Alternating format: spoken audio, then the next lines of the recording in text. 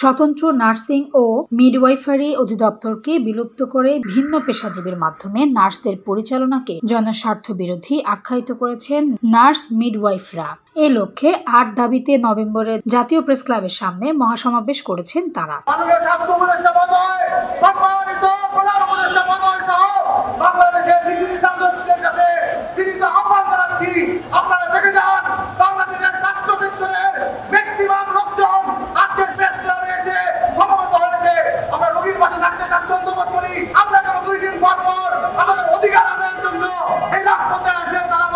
Bangladesh nurses association এবং Bangladesh midwifery সোসাইটির যৌথ আয়োজনে এই সমাবেশে সারা দেশে নার্স মিডওয়াইফরা অংশ নেন। এ সময় তারা ৮টি দাবি উপস্থাপন করেন, তা বাস্তবায়নের দাবি জানান। এদিকে দুপুরে এই কর্মসূচিকে কেন্দ্র করে প্রেস ক্লাব পল্টন এলাকায় যানজট দেখা যায়।